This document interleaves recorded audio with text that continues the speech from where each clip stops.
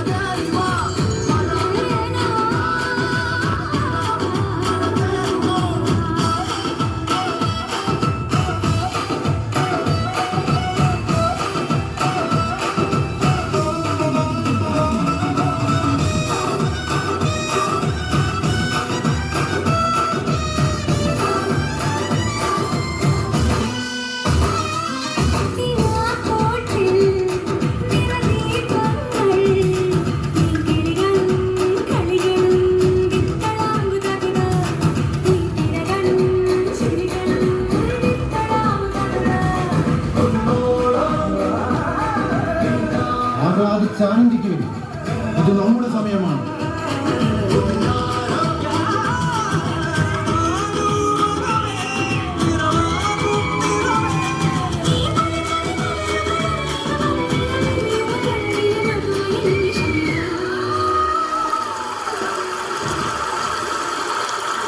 ആരെവിടെ? അടിയൻ ഉണർത്തിച്ചാലും മഹാരാജൻ. നോക്കൂ, ആ നദിക്കരയിൽ നിൽക്കുന്ന സുന്ദരിയായ സ്ത്രീ ആരാണ്? മഹാരാജൻ, അത് നമ്മുടെ പടത്തലവൻ ഊറിയാവിൻ്റെ ഭാര്യ ബത്ശേബയാണ്. ഓഹോ, അവൾ ഇത്ര സുന്ദരിയാണോ? നാം ഇതുവരെ അവളെ ഒന്നും നേരിൽ കണ്ടിട്ടില്ല. നാം കൽപ്പിക്കുന്നു, ഇന്ന് നമ്മോടൊപ്പം നമ്മുടെ പള്ളിമഞ്ചത്തിൽ അവൾ ഉണ്ടായിരിക്കണം. മഹാരാജൻ, എന്താ, സാധ്യമല്ലേ? നാം കൽപ്പിക്കുന്നു. അടിയൻ കൽപ്പന പോലെ.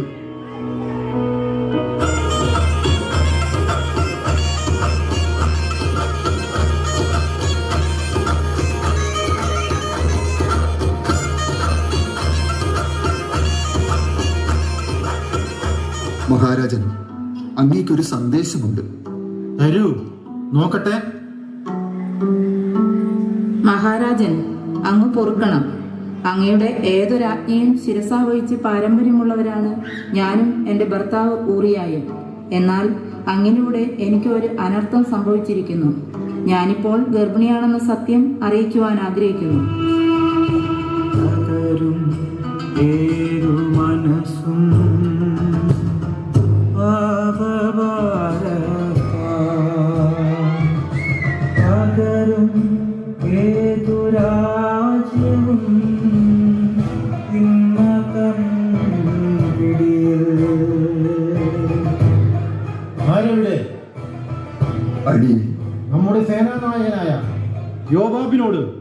നമ്മുടെ അടുക്കിലേക്ക് വരാൻ പറയൂ. കൽപ്പന പോലെ.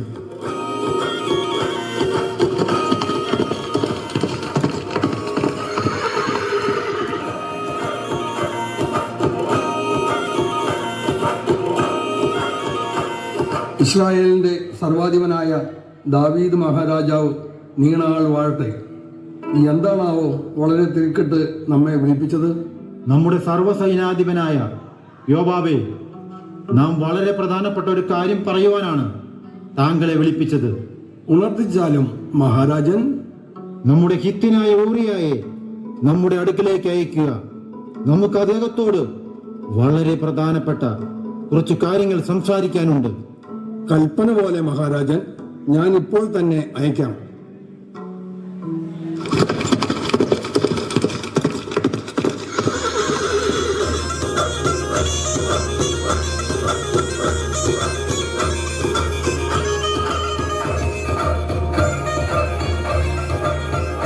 ദാവീദ് മഹാരാജാവ് നീണാൾ വാഴട്ടെ. ഊറിയ, നിനക്ക് സുഖമല്ലേ? അതേ മഹാരാജൻ, യഹോവയുടെ സംരക്ഷണം കൊണ്ട് നാമും നമ്മുടെ സൈന്യവും എല്ലാ രംഗത്തും വിജയിച്ചുകൊണ്ടിരിക്കുന്നു. അങ്ങയുടെ യശസ് ലോകം മുഴുവൻ നിറഞ്ഞു നിൽക്കുന്നു. ഊറിയ, നീ എനിക്ക് വേണ്ടിയും ഈ രാജ്യത്തിനു വേണ്ടിയും വളരെയധികം കഷ്ടപ്പെട്ട് യുദ്ധം ചെയ്യുന്നുവെന്ന് നാം അറിയുന്നു. അടിയന്റെ ഉത്തരവാദിത്തമാണ് മഹാരാജൻ. ശരിയാണ്. അതുകൊണ്ട് നീ കുറച്ചു ദിവസം നിന്റെ ജീവൻ കൂടി നോക്കണം. നിന്റെ കുടുംബം, നിന്റെ തലമുറ, അതെല്ലാം നീ നോക്കണം. നീ എനിക്ക് ഏറ്റവും വേണ്ടപ്പെട്ടവനാണ്. അതുകൊണ്ട് നിനക്ക് കുറച്ചു ദിവസം നിന്റെ ഭാര്യയോടും കുടുംബത്തോടുമൊത്ത് കഴിയുവാൻ നാം അവസരമൊരുക്കുന്നു. ആരെവിടെ? അടിയൻ. നാം അവിടെ ഊറിയാവിന് കൊടുക്കുവാൻ കരുതി വെച്ച സമ്മാനം എടുത്തുകൊണ്ടുവരൂ. അടിയൻ.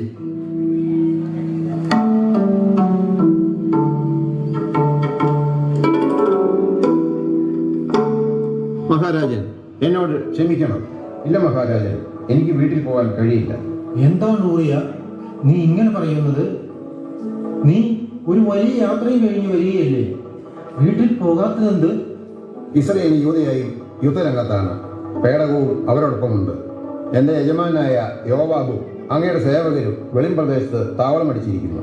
അങ്ങനെ ഇരിക്കെ വീട്ടിൽ ചെന്ന് തിന്നുപൊടിച്ച് ഭാര്യയുമായി രമിക്കുവാൻ എനിക്ക് എങ്ങനെ കഴിയും? അങ്ങാണെ എനിക്കതിന് സാധ്യമല്ല. അങ്ങനെയാണെങ്കിൽ ഇന്ന് നീ ഇവിടെ താമസിക്കുക. നാളെ നിന്നെ മടക്കി അയക്കാം.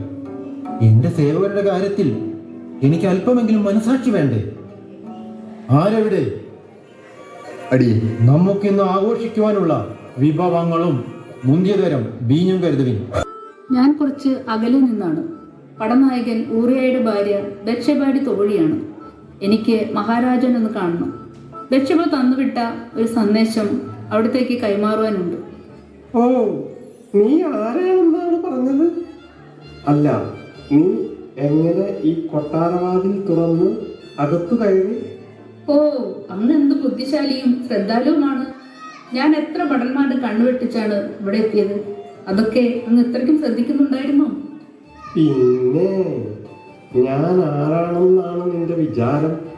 സാക്ഷാൽ ദാവീദ് രാജാവ് കഴിഞ്ഞാൽ ഈ കൊട്ടാരത്തിലെ എല്ലാം ഞാനല്ലേ? ശരിയാ, അങ്ങേ കാണുമ്പോൾ തന്നെ അറിയാം ഈ കൊട്ടാരത്തിലെ വലിയൊരാളാണെന്ന്. ഞാൻ ഇതുവരെ ഇത്രയും വലിയൊരാളെ കണ്ടിട്ട് പോലുമില്ല. ബുദ്ധിമാനും സുമുഖനും സൗന്ദര്യഭാജനവും ധൈര്യശാലിയുമായ അങ്ങേ ഞാൻ നമിക്കുന്നു. അങ്ങ് മഹാരാജാവിനെ ഒന്ന് വിളിക്കാമോ? ഹോ, അതിനെന്താ? ഇത്ര സുന്ദരിമാരായ തോഴിമാർ പറഞ്ഞാൽ ആരാ വിളിക്കാതിരിക്കുക?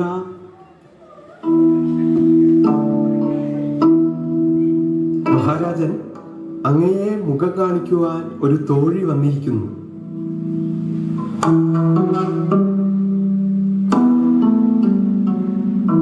മഹാരാജൻ, അങ്ങേക്ക് വന്ദനം. ഞാൻ ബത്ശബയുടെ തോഴിയാണ്. ഓ, എന്താണാവോ ആഗമന ഉദ്ദേശം? അങ്ങേക്ക് തരുവാൻ ഒരു സന്ദേശം എൻ്റെ കയ്യിൽ തന്നുവിട്ടിട്ടുണ്ട്. അത് മറ്റാരും അറിയാതെ തരണമെന്ന് പ്രത്യേകം പറഞ്ഞിട്ടുണ്ട്. ബത്ശബ എന്തു പറയുന്നു? സുഖമല്ലേ? ഇങ്ങ് തരൂ.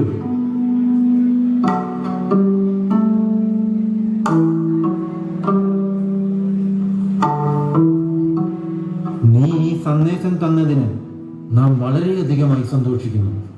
ഇതാ നിനക്കു ഞാനൊരു സമ്മാനം തരുന്നു. അങ്ങയുടെ ഈ വലിയ കാരുണ്യത്തിന് നന്ദി. നീ ഇന്നു മുതൽ എൻ്റെ പ്രിയപ്പെട്ടവരുടെ തോഴിയായിരിക്കും. എല്ലാ കാര്യങ്ങളിലും നീ അവളെ പ്രത്യേകം ശ്രദ്ധിക്കണം. അവൾക്കും അവളുടെ ഉദരത്തിൽ വളരുന്ന കുഞ്ഞിനും യാതൊരു കുറവും ഉണ്ടാകരുത്. ഉത്തരവ് മഹാരാജൻ. യാതൊരു കുറവും വരാതെ ഞാൻ കരുതിക്കൊള്ളാം. എങ്കിൽ വേഗം അവളുടെ അടുക്കൽ പോയി വേണ്ട കാര്യങ്ങൾ ചെയ്യൂ. അടിയൻ. കോളടിച്ചു. വീരശൂര പരാക്രമി തന്നെ. ഒരു രാത്രി കൊണ്ട് രാജ്യത്തിന് പുതിയ അവകാശിയെ കണ്ടെത്തിയ അങ്ങയുടെ കഴിവ് അപാരം തന്നെ. നീ എന്താ കരുതിയത്? ഞാൻ ഇസ്രായേലിന്റെ രാജാവാണ്. സകല ശക്തികളും എന്റെ മുൻപിൽ മുട്ടുമടക്കിയിരിക്കും. നീ ഉടൻ തന്നെ നമ്മുടെ സേനാധിപനായ യോവാബിനോട് ഇവിടെ വരുവാൻ അറിയിച്ചാലും. അടിയൻ കൽപ്പന പോലെ.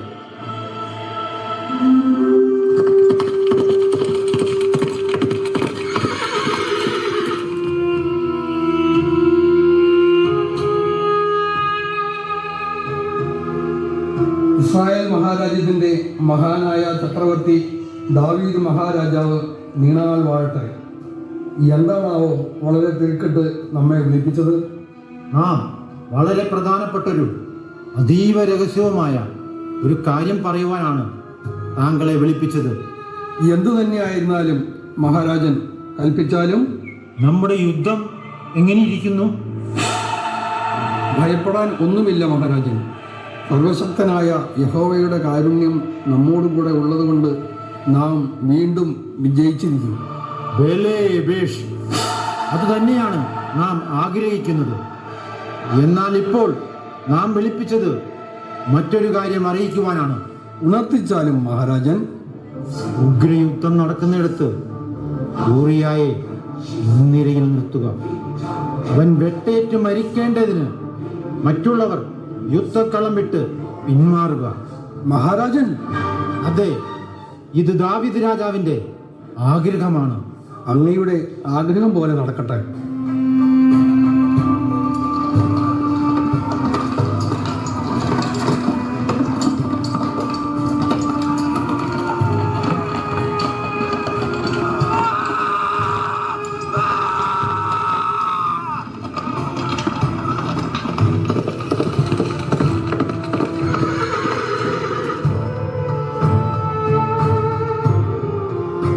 മഹാരാജൻ നീണാൾ വാഴട്ടെ. എന്താണ് ആഗമനോദ്ദേശം? ഉണർത്തിച്ചാലും. വിഷമമുള്ള ഒരു വാർത്ത അറിയിക്കുവാനാണ് അടിയൻ വന്നിരിക്കുന്നത്. എന്താണ് ഉണർത്തിച്ചാലും? മഹാരാജൻ, ശത്രുക്കൾ നമ്മളെക്കാൾ ശക്തരായിരിക്കുന്നു. അവർ നഗരത്തിൽ നിന്ന് പുറപ്പെട്ട് വെളിം പ്രദേശത്ത് നമുക്കെതിരെ വരുന്നു. പക്ഷേ നഗരവാതിക്കലേക്ക് അവരെ തിരിച്ചോടിച്ചു. അപ്പോൾ അവർ മതിലിൽ നിന്ന് നമുക്ക് നേരെ അമ്പയച്ചു. തിരുമേനി, അവിടുത്തെ ദാസരിൽ കുറച്ചുപേർ കൊല്ലപ്പെട്ടു. അവിടുത്തെ വിശ്വസ്തനായ നിത്യനായ ഊറിയായും മരിച്ചു. ഇതുകൊണ്ടൊന്നും നാം അതീതരാകരുത്. ആരൊക്കെ യുദ്ധത്തിൽ മരിക്കുമെന്ന് മുൻകൂട്ടി പറയുവാൻ ആർക്കുമാവില്ല. അക്രമം ശക്തിപ്പെടുത്തി എതിരാളികളുടെ നഗരത്തെ തകർത്തു കളയുക എന്ന് പറഞ്ഞ് നീ യോവാബിനെ ധൈര്യപ്പെടുത്തുക. അന്തിമ വിജയം നമ്മുടേതായിരിക്കണം. മഹാരാജൻ. ഊറിയായുടെ ഭാര്യ ബത്ശേബയെയും അവൾക്കാവശ്യമായ തോഴിമാരെയും നമ്മുടെ കൊട്ടാരത്തിലേക്ക് കൂട്ടിക്കൊണ്ടുവരുവാൻ നാം അറിയിക്കുന്നു. ഇനി അങ്ങേക്ക് സൗകര്യമായല്ലോ.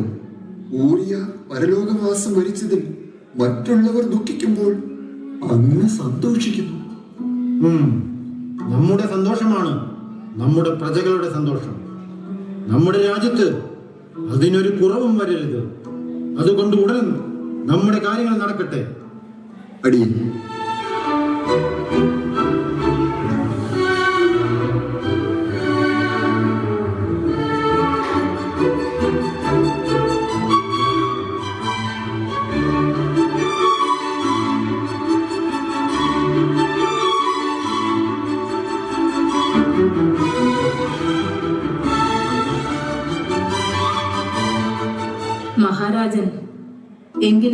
അടിയൻ ഊറിയ, അവനെ രക്ഷിക്കുവാൻ അങ്ങയുടെ സൈന്യത്തിന് കഴിഞ്ഞില്ലല്ലോ.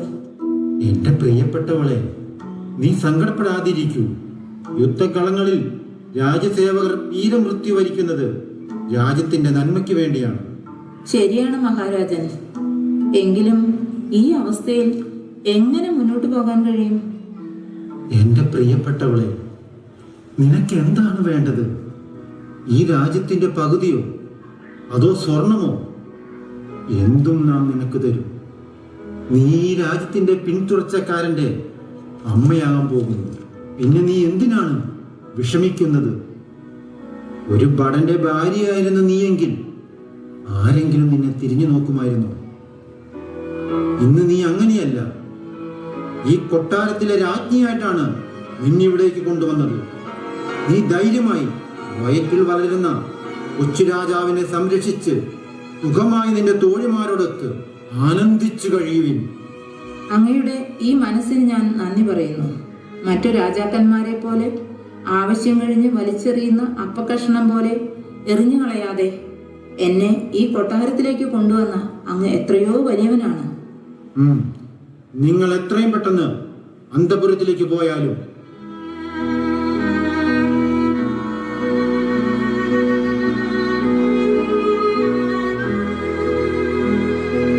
കർത്താവിന്റെ അഭിഷിക്തനായ അങ്ങേക്ക് കൊട്ടാരത്തിലേക്ക് സ്വാഗതം. അങ്ങയുടെ അനുഗ്രഹത്താലും പ്രാർത്ഥനയാലും ഇസ്രായേലിന് ക്ഷേമം തന്നെ. എന്തൊക്കെ വിശേഷം പറയണം മഹാത്മൻ? ഒരു സംഭവകഥ പറയാൻ ദൈവം എന്നെ തോന്നിപ്പിച്ചു. പറഞ്ഞാലും ദിവ്യശ്രേഷ്ഠൻ. ഒരു നഗരത്തിൽ 2 ആളുകൾ ഉണ്ടായിരുന്നു. ഒരുവൻ ധനവാനും അവരൻ ദരിദ്രനും. ധനവാന് വളരെയധികം ആടുമാടുകൾ ഉണ്ടായിരുന്നു.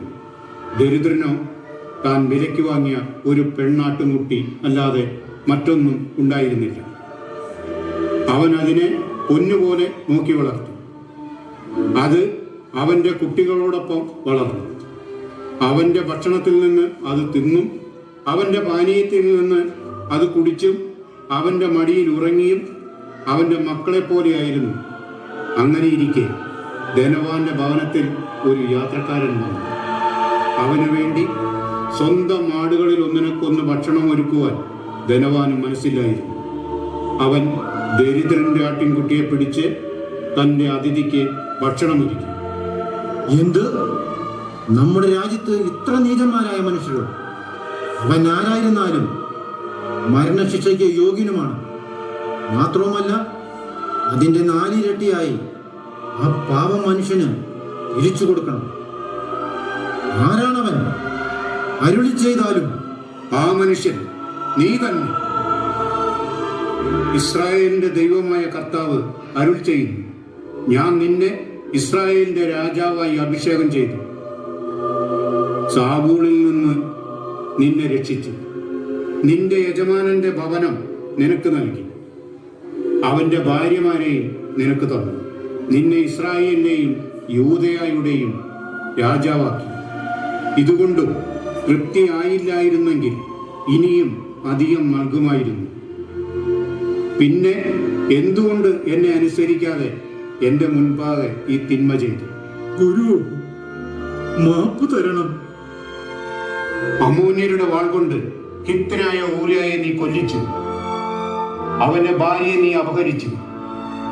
എന്നെ നിരസിച്ച് ഊരിയായുടെ ഭാര്യയെ നീ സ്വന്തമാക്കിയതുകൊണ്ട് നീ ദൈവകൽപ്പനകളുടെ ലംഘനമാണ് നടത്തിയിരിക്കുന്നത്.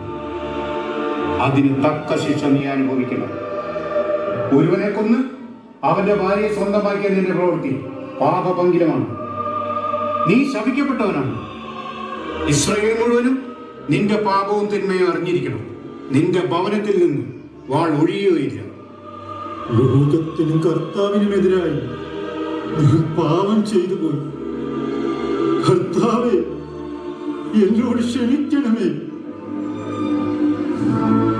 അനുദവിക്കുന്ന ഈ പാവിക്ക് മാപ്പു തരൂ, മാപ്പു തരൂ.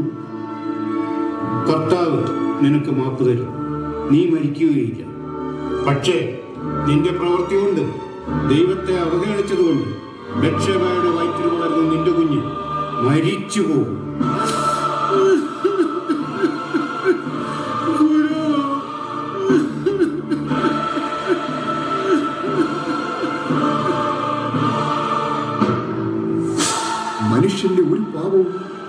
ദൈവത്തിന്റെ മുൻപിൽ മറയ്ക്കപ്പെടുന്നു.